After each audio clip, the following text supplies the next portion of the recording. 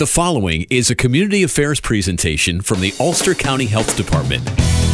This is the Healthy Ulster Radio Show, a weekly presentation exploring community health and sustainability with guests representing a broad spectrum of community partners working to make Ulster County the healthiest in New York State. This program is sponsored by the Health Alliance of the Hudson Valley in Kingston, a member of the WMC Health Network. Good morning. You are listening to Healthy Ulster Radio. I am Dr. Carol Smith, Commissioner of Health and Mental Health for Ulster County. With me today is my co-host, Vin Martello, Director of Community Health Relations. Good morning, Vin. Good morning, Dr. Smith. How are you today? I'm fine, thanks. Dr. Smith, our listeners know that Healthy Ulster Radio covers a broad range of topics that go way beyond medical care to look at community wellness in the broadest dimension. And today's subject is a really important and critical one. But rather than me explaining to the listeners what it's about, we'll have our guests do that. Would you be kind enough to introduce them? Sure.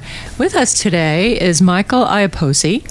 Mike was appointed Commissioner of the Ulster County Department of Social Services by County Executive Michael Hine in 2012.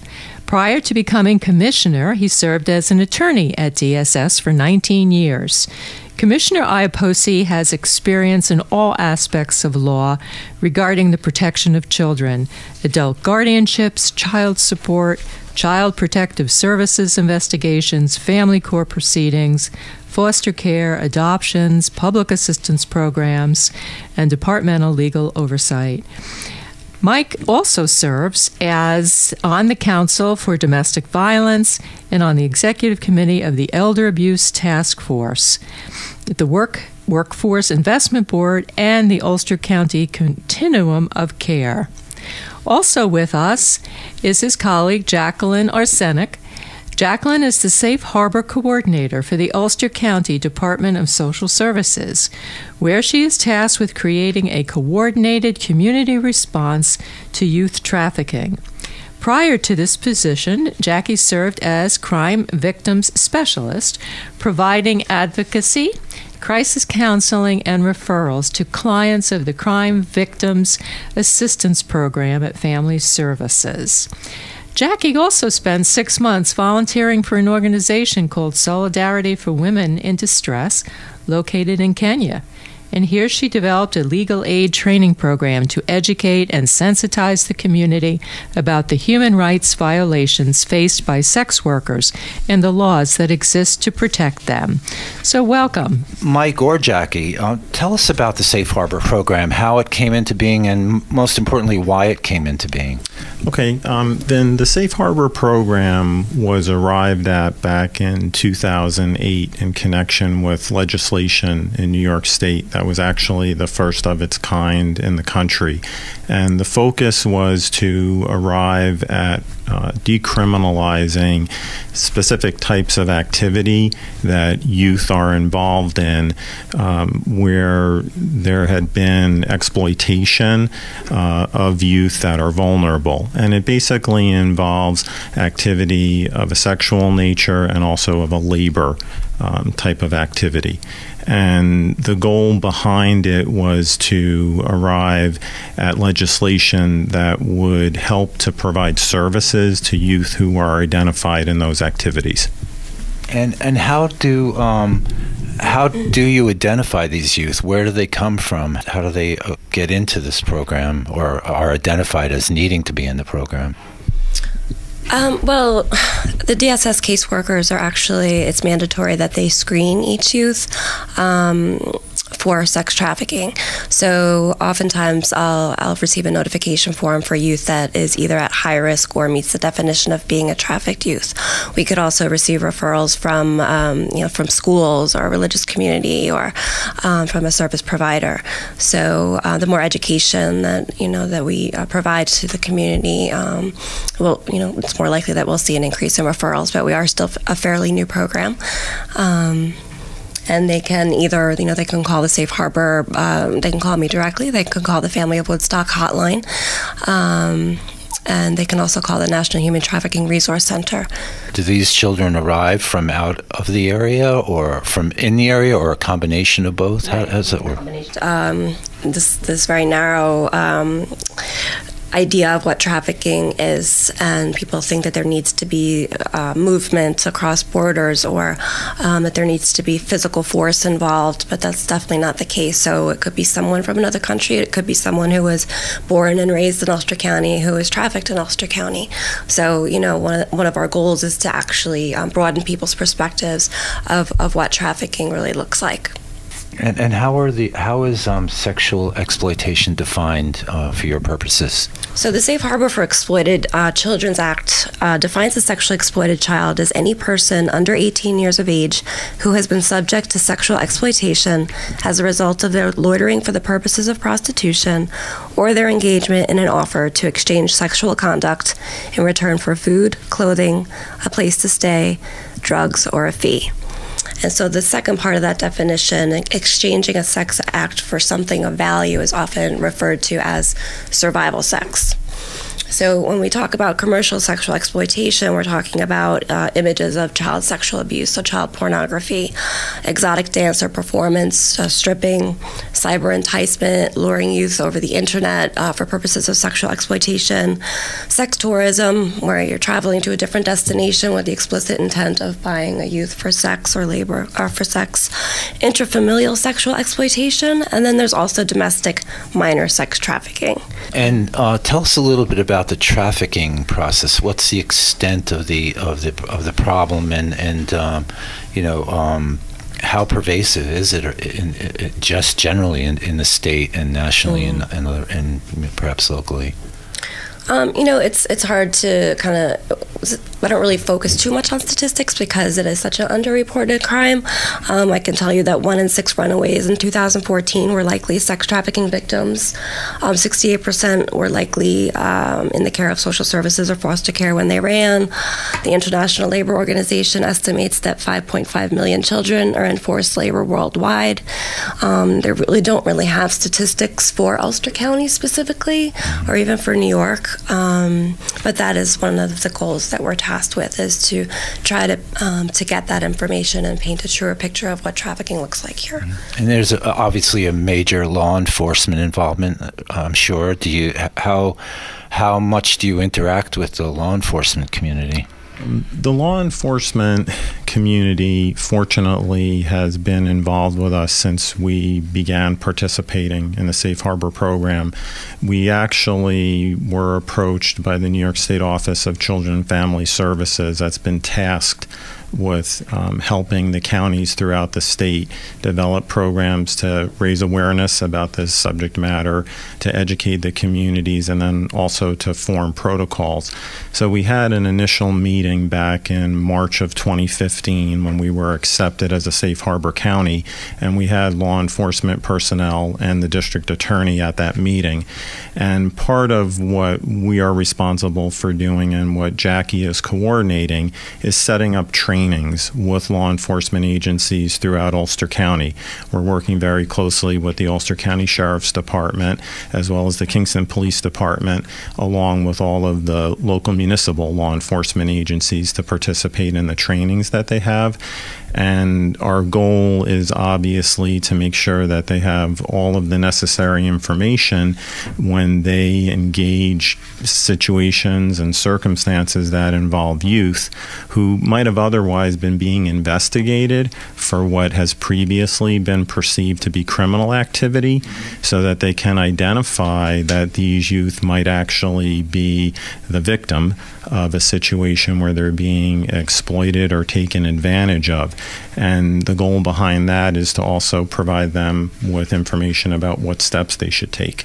And I'm sure that all children are in one way or another potentially subject to exploitation, but are there particular circumstances that would lend themselves to being, for these children to be exploited and to be victimized? Yeah, definitely. I agree that all children are vulnerable to trafficking, but there are factors layers that that would make a youth more vulnerable to trafficking. So we're talking about kids with a history of sexual abuse, and not just in terms of a youth that has had their body taken from them from such a young age and they don't understand boundaries, but kids who are maybe being sexually abused at home and run away from home and find themselves in a situation where they have no other way to support themselves except to trade sex for a place to stay.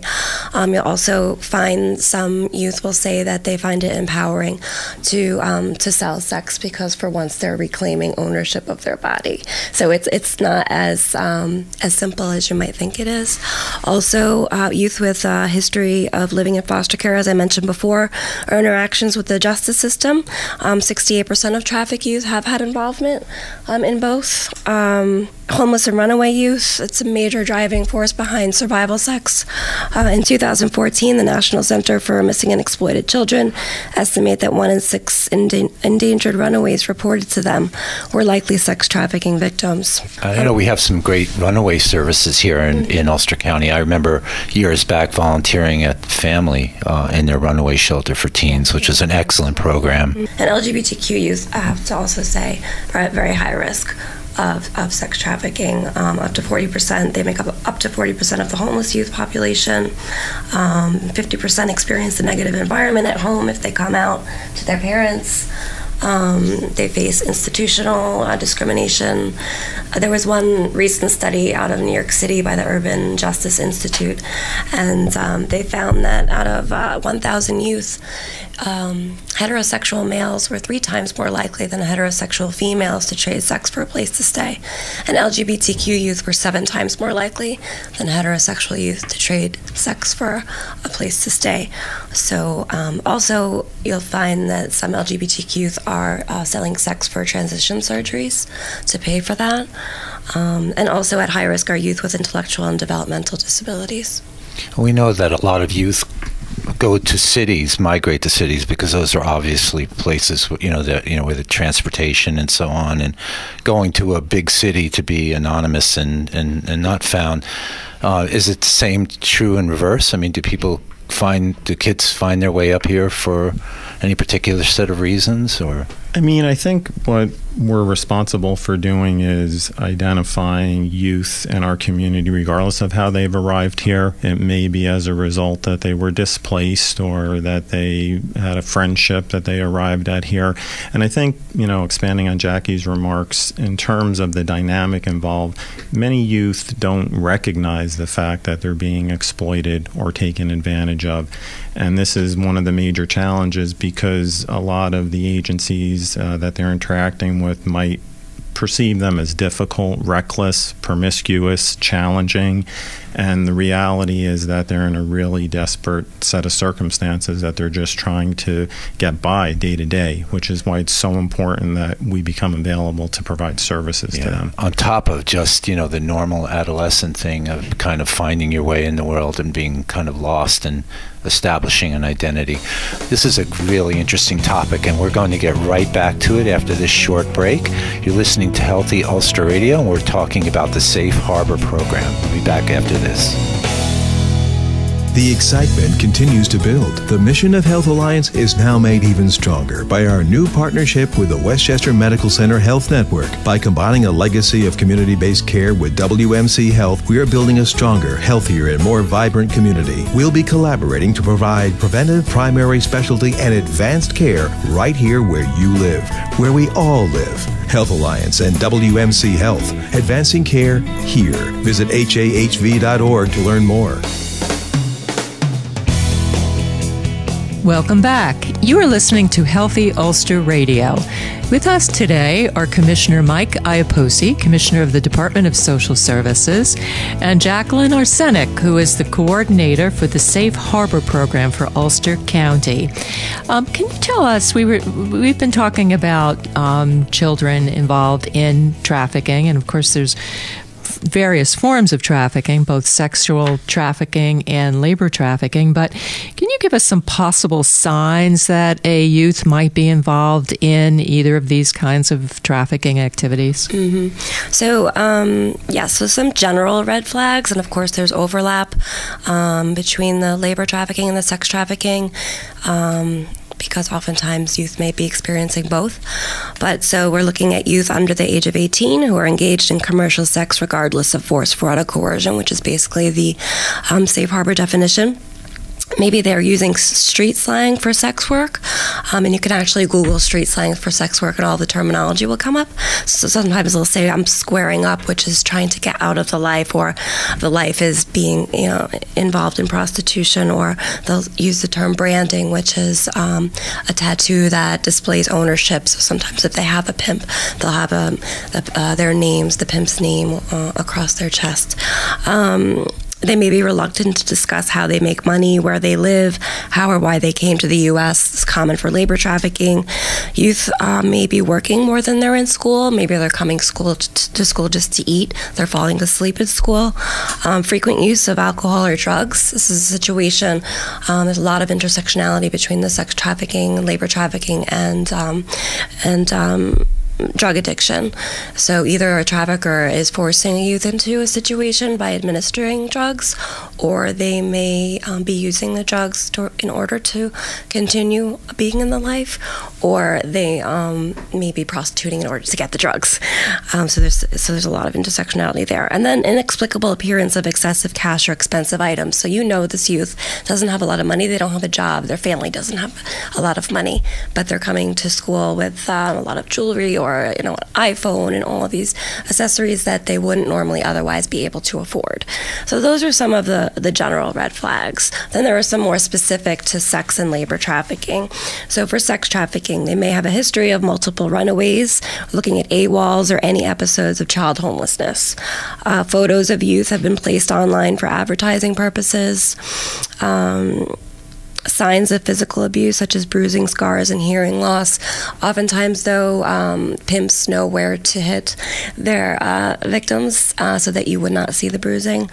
They may have a history of untreated sexually transmitted diseases, so something that the medical community definitely needs to be looking out for. Some youth frequently stay at or are seen at hotels, motels, or they show signs or admit substance abuse and gang involvement. That's for sex trafficking. For labor trafficking, we're looking at youth who reference employment scams or physical, sexual, psychological abuse by employers. They were required to pay a recruitment fee for their job. They're either not paid or paid very little, or someone takes all or part of the money they earned, is transported to or from work, lives or works in the same place, or he or she wants to leave his or her job, but they can't. And some of I know that we haven't really discussed labor trafficking all that much yet, so I can give you the definition of labor trafficking. I think we all know that the Department of Labor allows for youth to work in a variety of different circumstances based on what the occupation is and how many hours they're working in schools in session. But when we're talking about labor trafficking of youth, we're defining it as the recruitment, harboring, transportation, provision, or obtaining of a person for labor or services through the use of force, fraud, or coercion for the purpose of subjection to involuntary servitude, peonage, debt bondage, or slavery. And some of the sectors that you might see labor trafficking is agriculture.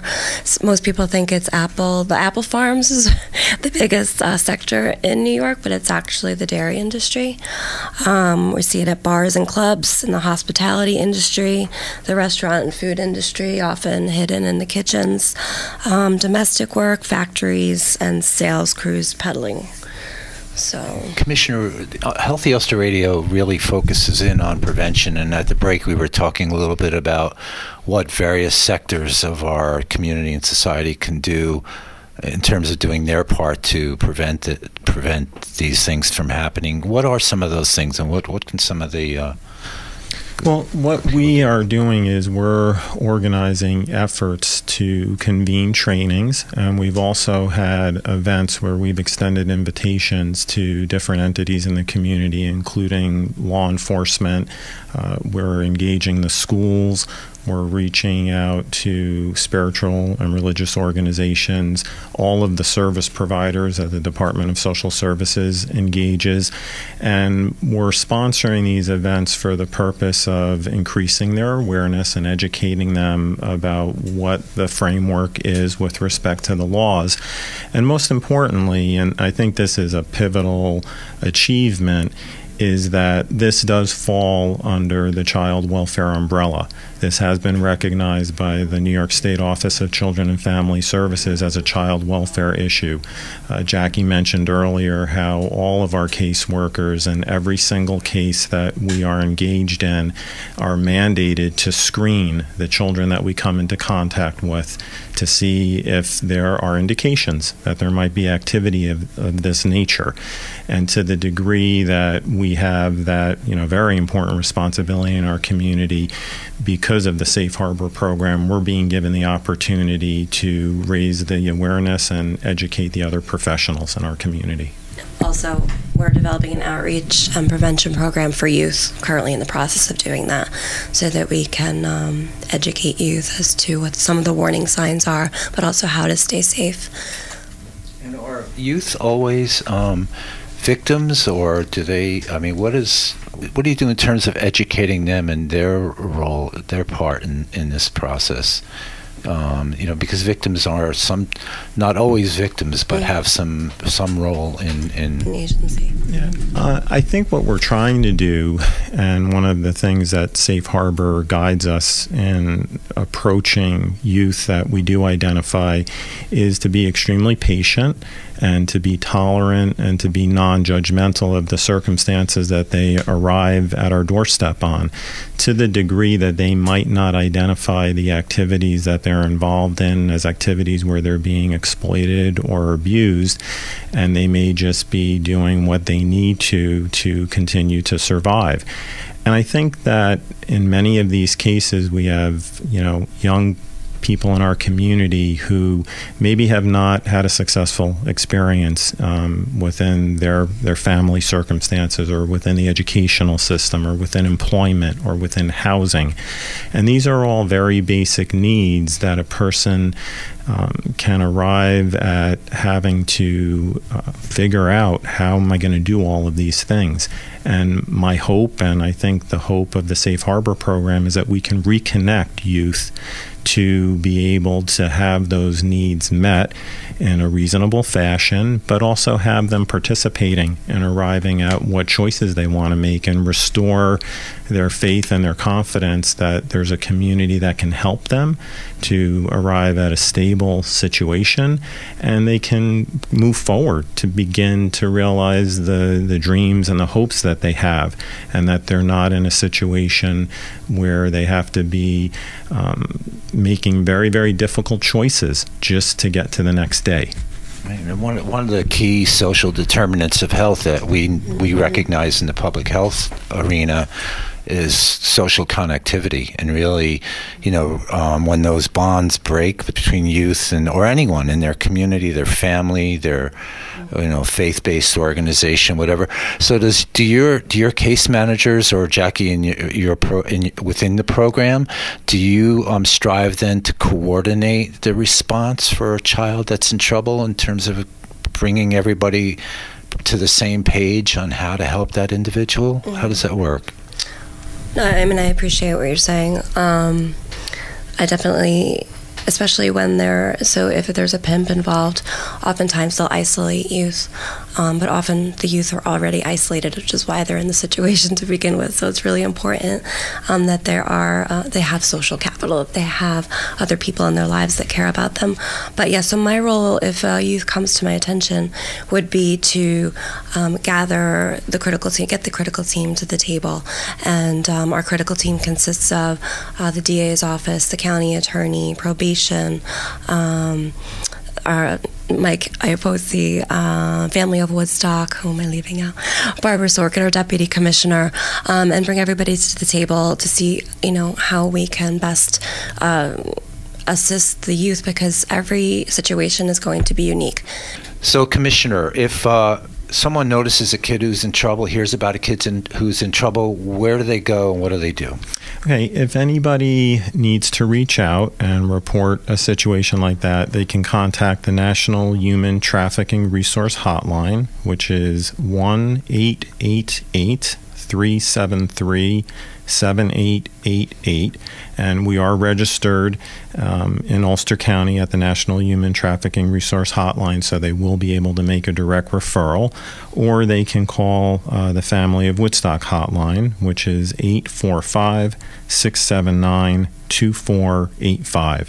And either of those locations will be able to make appropriate referrals to our Safe Harbor program or to the Department of Social Services. And our hope would be that the youth who are referred to us, we will be able to reconnect them to the services that they need to be able to restore circumstances where they can achieve some stability and have the assistance and guidance that they're going to need to be able to get their lives back on track.